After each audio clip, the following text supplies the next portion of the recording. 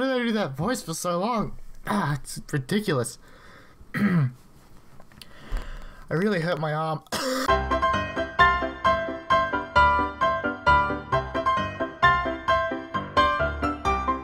The Arrowverse, the most popular alternative to binge-watching superheroes. On the CW for an hour 4 times a week for half the year, they have much more material to film than most shared universes, which means more possibilities to screw it up. But they persist, and they can do it just like the rest of them.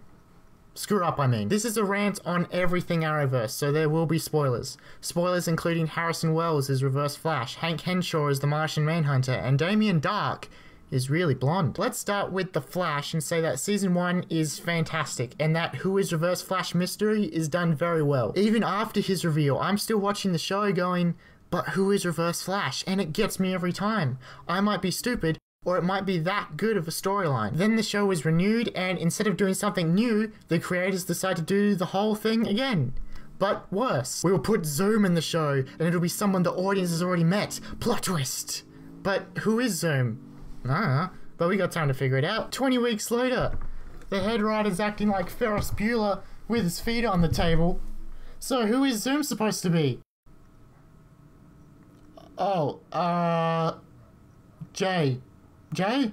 Jay. Yeah, sure, Jay. That makes sense. No, it doesn't! There's a scene at the beginning of the season where Jay has tests run on him, and there's no speed force in his system. And when he does get his speed back using the velocity drug, his lightning is gold, not blue. So he can't be Zoom. But the excuse they used to explain it all away was that it was a time remnant. Time remnant is what they use when they need a quick fix to the story, because it's just confusing enough so that nobody understands it, but makes you think you have a vague idea of what it is. Like calculus. Both of those J reveals weren't done very well. That's right, there were 2 J reveals, because in Zoom's prison, the man with the mask is Jay Garrick from Earth 3.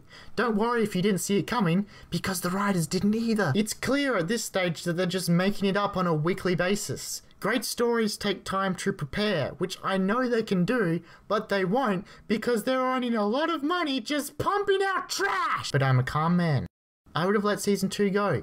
Except they did the exact same thing for Season 3, only even worse! Savitar is future Barry, and the reason behind this is because he's stupid or he doesn't understand logic. Let me pull a Cisco Ramon and explain through the use of a whiteboard. From episodes of The Flash, we know that Savitar is from the future.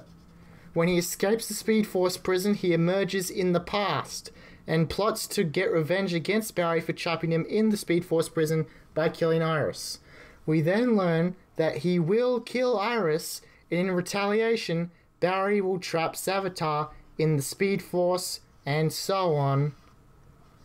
This is called a circle, boys and girls. No end. He keeps complaining about how he's stuck in eternal torment, but he's doing it to himself. All he has to do is one thing different from what he already knows he's done. It's like watching someone with amnesia on Groundhog Day. Nothing else makes sense either. Why would Caitlin trust Savitar if he has the same face of someone she's trying to kill? If Savitar is a time remnant and nobody wants him in this time, why not just go back to the time he's from? And the most important question, if Savitar was Barry, why would he kill HR if he knew he was the best character on the show? HR was the one light in a very bleak season, and they snuffed him out to get the opposite of laughs. The season ends with Barry taking Savitar's place in the Speed Force prison, which is what drove him to become Savitar in the first place, by the way. Iris is crying, Caitlin has a supervillain stuck in her head, and Julian is still British. Fate's worse than death. Darker tones can be done on superhero shows, and they have been done well. Look at Arrow. Season 1 and 2 of Arrow are great seasons of television.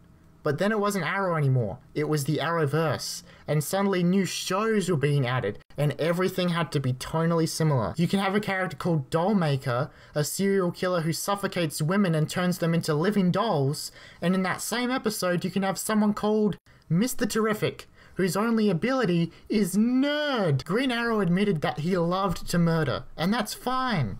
Not the murder thing, but for the character and what he's gone through. Keep that up. But like the Flash, don't do it too much or you'll go too far.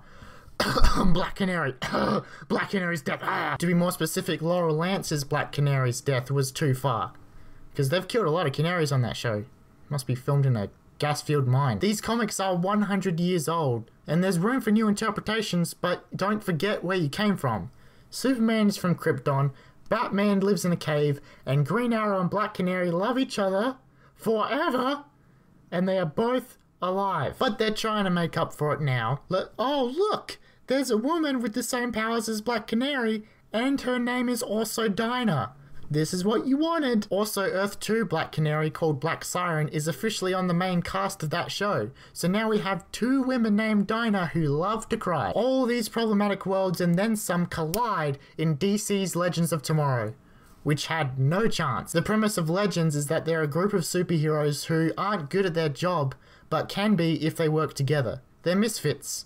But there's a difference between a misfit and a burden. There's so many awful teammates to talk about, I don't even know where to begin. Heatwave, there we go! What is Heatwave doing on the team? He and Captain Cold were brought on because of their criminal mindset, but Captain Cold's most valuable moments was when he was acting like a good guy. So they don't need a criminal. They already have a fire guy. His name is Firestorm, and Firestorm can and has turned things into jelly beans. There was an episode where they got rid of Heatwave. He was fired, no pun intended, and he won't leave them alone.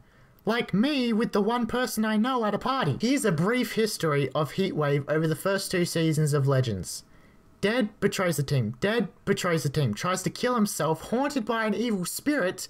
Betrays the team dead. Attention seeking is what I'd call him. Yeah, he can only save the world when all eyes are on him. He dies more times than Hawkman. And that's saying something. There's new heroes joining each season, and they can be just as bad. Citizen Steel, or Steel as your friends call you.